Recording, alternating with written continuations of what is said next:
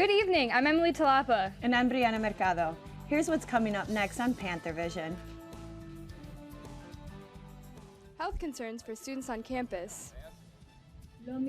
A moving vigil for Paris comforting students affected by the attack. And reuniting lost pets with their owners. All that and more next on Panthervision.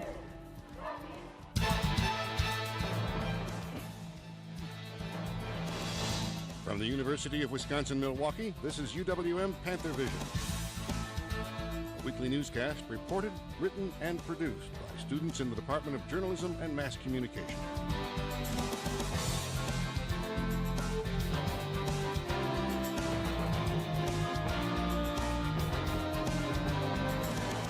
And now, the news.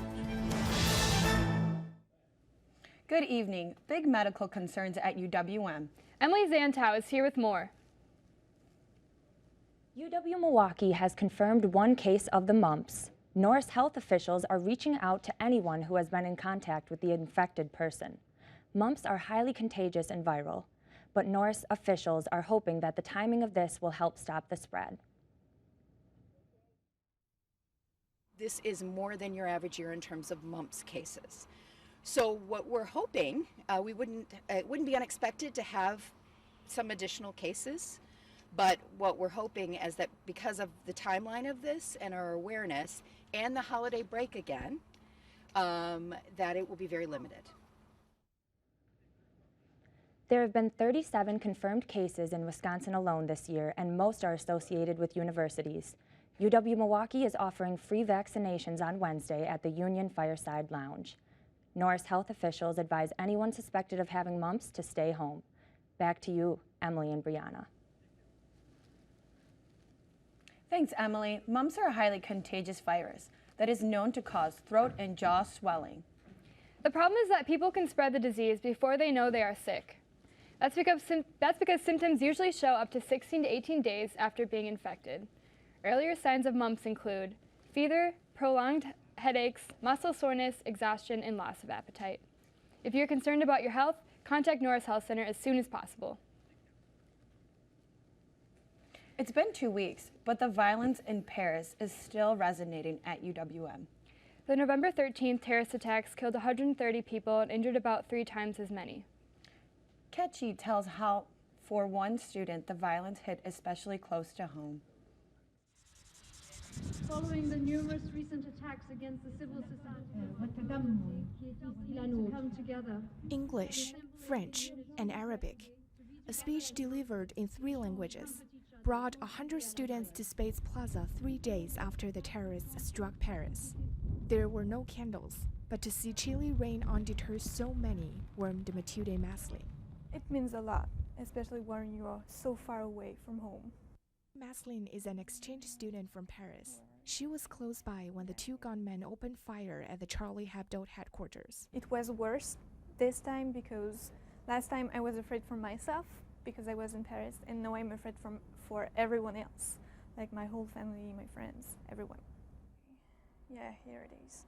L'enfer, c'est l'enfer sur terre ici. That's my sister's message. She says, we are all right. It's hell on earth here. That how in the Bataclan Theater took the life of one of her teachers. That's his wife who died too, and a former student from the same school. We must mourn our dead, but don't stop living. Don't be afraid. It's an uncertain and sometimes scary world that we live in. UWM's Director of Study Abroad says the 4 UWM students in Paris were given the choice to return home, but chose to continue their programs. They chose to study in Paris for a reason. They were sort of called to be there. Ackman and Maslin both say that cultural exchanges like study abroad are a tool to combat the hate and fear which led to brutality in Paris and worldwide. Let us unite our hands and weave together a barrier. After the speeches, the rain subsided, and John Lennon gave a closing message. The very gesture to take someone you don't know and take his hand, I think that's how you see that it's gonna be really hard to defeat that part of humanity.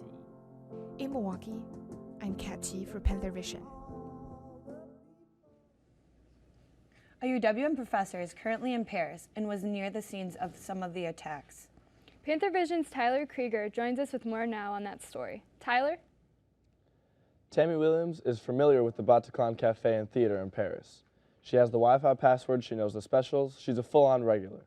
So naturally, her shock about hearing after the attacks that occurred were especially heavy on her. When Williams first arrived in Paris, she lived in an apartment a short 2-minute walk away from the Bataclan with a roommate. Now, she can hardly bring herself to revisit the area. Lives there, and so I stayed there a few times, and I just stayed there about a month ago. And now I don't even want to walk near it because it's just like, you just have these images of this horror show. The attack at the Bataclan Theater that killed 80 people shook the city of Paris, as well as the rest of the world, but Parisians are trying to keep their hearts open.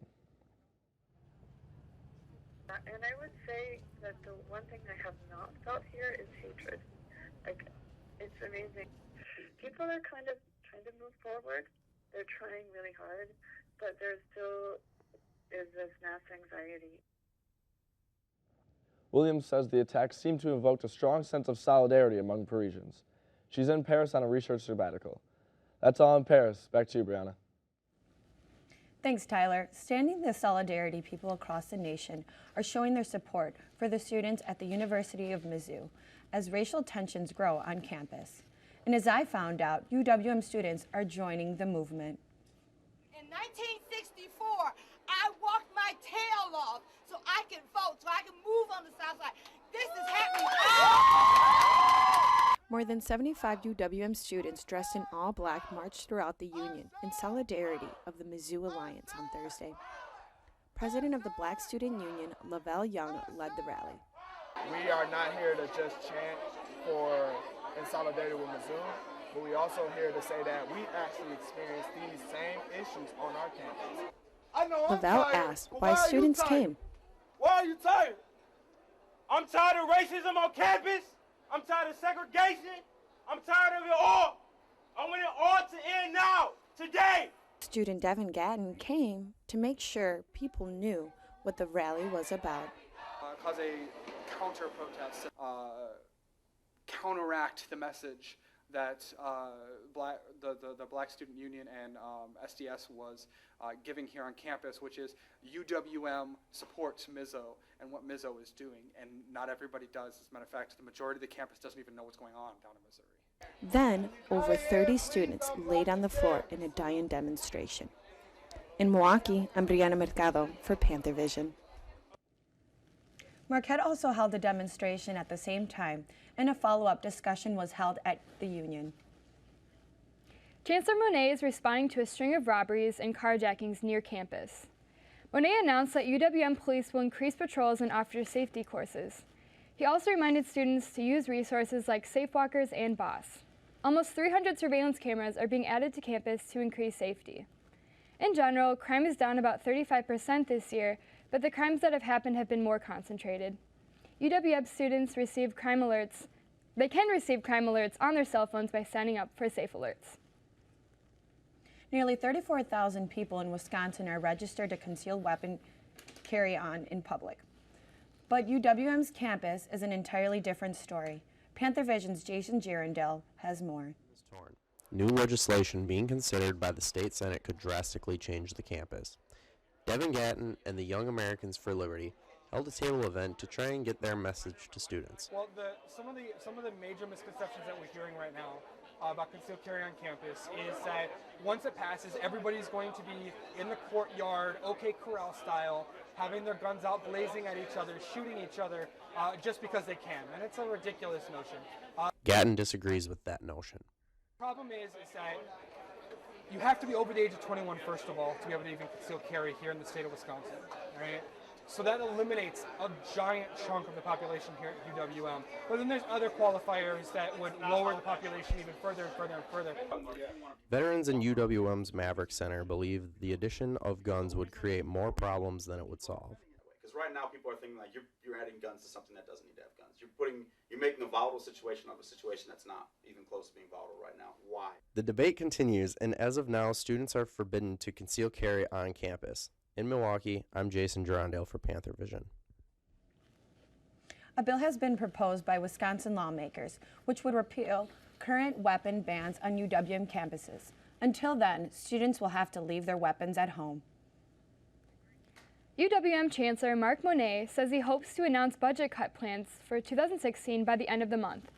In an email to faculty, Monet says that despite budget cuts, it's important for the school to remain a research university.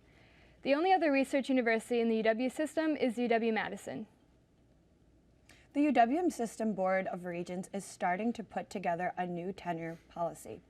This comes after the state eliminated its tenure legislation earlier this year. The policy is still in early stages of development. A brainstorming session was held last Monday. Some professors say they're concerned the new tenure system will not protect professors' unpopular research. Campus housing can be a big concern for many college students. Both MATC and UWM team up to fill that need. MATC's Patino Lawson tells us about students waiting for a place to call home. What was the reason for creating the housing for MATC students? It was to give the students an opportunity for just the traditional college experience, to live at a dorm and go to college. Since we're a technical college, we don't have like on-campus housing, so we wanted to give them this opportunity. Right now, there's been a hold put on the program.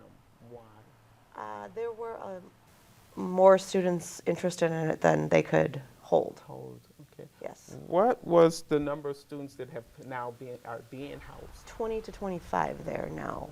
Okay, and how many students was trying to get houses that didn't? Personally, I mean, I've come across maybe 5 or 6 that I've had to turn away. Okay. So far.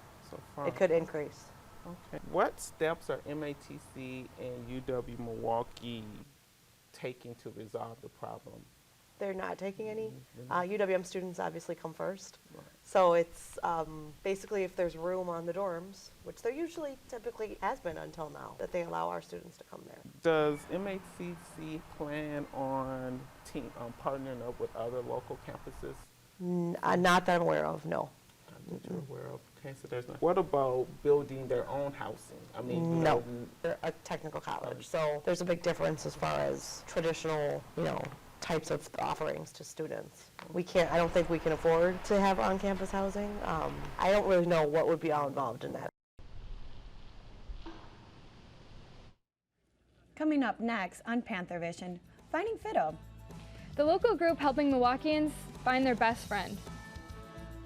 Plus, a world of beans brews up something special on UWM campus. And a card game brings students together in a world of imagination. All that and more on Panthervision.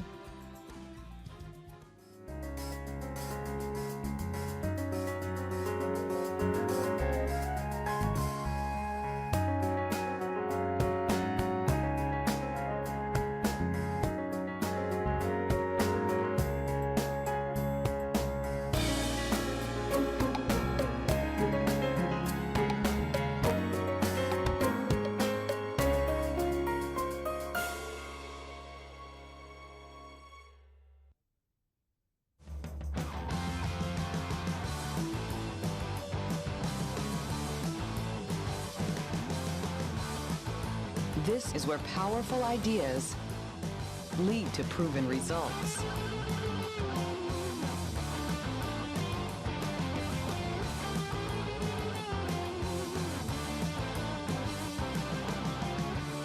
This is where you belong.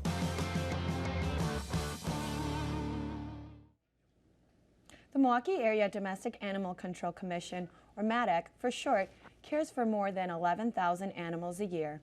And as I found out, they can help you find your lost pet. Elliot's a sneaky little guy.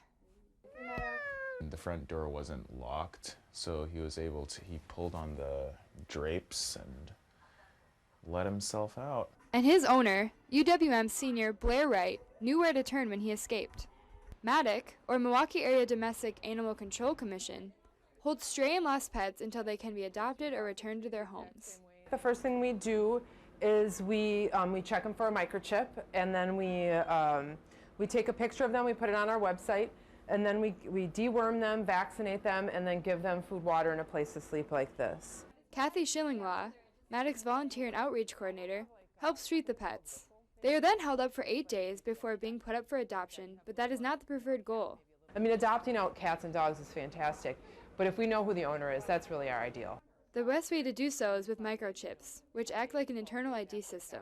And when we swipe it, we know what company it is that we can call, and it'll tell us the owner's name, their phone number, their email, and where they live. And that's exactly what helped reunite Blair and Elliot. Maddox called me because he's microchipped, and they knew that I was the owner, and then I got him from Maddox. A man and his cat, back together again. In Milwaukee, I'm Emily Talapa for Panthervision. Maddox is currently undergoing $3 million in renovations that will provide more space for their animals.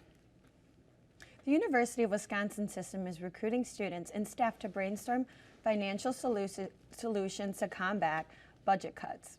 An online survey has been created to give people another platform to share their ideas. It's an extension of the listening sessions held during the fall. UWM leaders are expected to release a new strategic financial plan in the spring.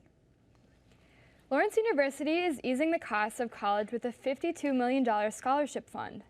Last fall, Lawrence received an anonymous $25 million challenge donation. It took them little over a year to match the donation. The need-based scholarships will go to 1,500 students, with an average of $35,000 going to each student. Tuition at Lawrence is $43,000 a year. 100 million cups of coffee are consumed each year in the United States. As students cram for final projects and studying for exams, sometimes that boost of caffeine can go a long way.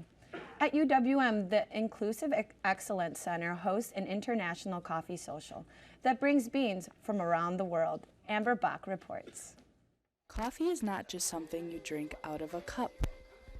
Coffee in different cultures can mean different things. It can mean communion, while here typically it's just like, I'm tired, I'm going to go to Starbucks. But in other places it's a form of communion, it's something that people drink during like holidays or family occasions. So it's interesting how we will use it for like, oh, I just need like, caffeine, and seeing how it is everywhere else. James Flores is a senior at UWM and attended the International Coffee event for Native Americans. He shares a deep passion for his culture. Sure. I'm an enrolled member of the Oneida Nation. My Oneida name is Yoda Hala Dase, and it means sunlight circles around. So I'm very culturally active. He is also a powwow dancer. James, along with other Native American students, get misconceptualized. We're a diverse people of background, so a lot of times people think that they just want to see one type of Native Americans, but really there's Native Americans that are light, dark, they're mixed with other different nationalities that came here to the United States.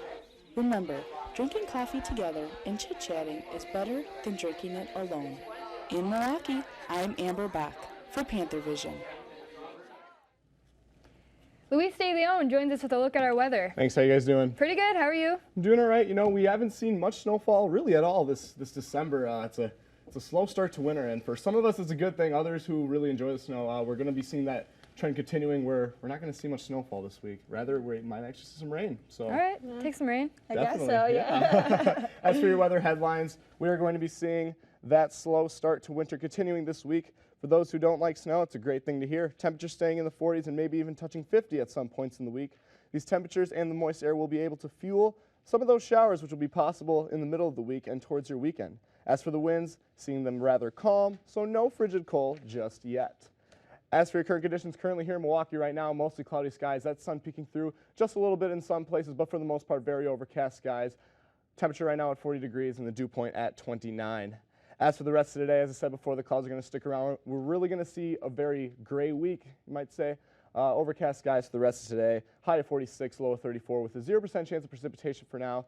We're not really going to see that precipitation occurring until later in the week. As for your lows across the state, Seeing temperatures ranging throughout the 40s, starting up north in Rhineland at the low 43, Green Bay 46, Oshkosh area 47, here in Milwaukee 45, out in the Masson area 47, La Crosse 49, and in the state border, Eau Claire at 46. As for your highs, as I said before, temperatures ranging throughout the 40s, starting up north in Rhineland, are pulling off a chilly 40 degrees right now. Green Bay area 42, Oshkosh 42, Milwaukee 46, in the Masson area 46, and across over by the state border, Eau Claire 45 and La Crosse 46. As for tonight, going to be cloudy once again, but a very calm night. Winds are going to stay calm down there, coming out of the west at 5 to 10 miles per hour, the low of 34, mostly cloudy skies. As for tomorrow, we're going to see some of that sun peeking through in the morning, but as we go into the evening hours of tomorrow, we are going to be seeing some rain occurring overnight. Nothing too big, just maybe a slight constant drizzle with a high of 47. That temperature is going to be fueling those showers. Winds coming out of the west at 10 to 15 miles per hour. As for Wednesday, partly cloudy skies. We might actually see a little bit more cloud cover throughout that day, but partly cloudy skies more of. So temperature high at 47 degrees and the winds coming out of the west at 10 to 15 miles per hour. For your extended forecast, we are going to be seeing that gray and cloudy week continuing. As Thursday, we are seeing mostly cloudy skies with a high of 50. Much of the same for Friday with overcast skies and a high of 49. Moving into your weekend, we are going to be seeing that precipitation occurring with Saturday, seeing showers on and off throughout the day, and might even see some sleet in the mix there with a high of 51. And Sunday, much of the same, again with a high of 45. So a little bit more of an active week of weather. Definitely going to be seeing some warm temperatures for December, that's for sure. High 40s, that's pretty high for It winter. is. Yeah, it really is. Yeah. In the 1970s, the tabletop game Dungeons & Dragons filled the homes and student dorms. In the mid-1990s, a new game entered the fray, allowing players to use their imagination as they create an epic world of fantasy and spellbinding combat. Chris Horton from MATC tells us more. Magic the Gathering is a card game that has taken MATC by storm. With a few more kids playing the game on campus every day, it is certainly gaining exposure. So let's go see what dwells in the corner in this week's MATC report. Fellow student answered if MATC provided a good enough environment to play the game. It's a pretty good place. Usually it just allows everyone to be at the same place at the same time because usually everyone's here going to class anyway. So you just go around there, hey, I have these classes this year and I have this day this year, I'm open between this and this, so let's play. A fellow student explained how the card game affected his schoolwork. 3, 4, 5, 6, 7. I would like to say no. The answer is slightly yes, though. I will at times put off a minor assignment to finish a match or to check out info on new things and then forget to go back to the minor assignment. So I have missed a couple assignments because of that. But for the most part, no, because we're all, like, a couple of them have graduated. The rest of us, we're trying to get our schoolwork done, and then we'll play. So not often, and if it is, it's usually something minor. With the game's popularity on the rise, you'll see more and more kids playing it as the year goes on. For the MATC report, I'm Chris Horton. Thank you. Coming up next on Panthervision. A junior guard making a big impression on the court, the local connections that support her. And MATC students have a sweet way to give back during the holiday season. All that and more when Panthervision returns. Sure they get to college. Federal student aid provides more than $150 billion in grants, loans, and work-study funds to make college possible for anyone with the mind to get there. Because if given the chance, minds will do great things. Federal Student Aid, proud sponsor of the American Mind. Learn more about money for college at studentaid.gov.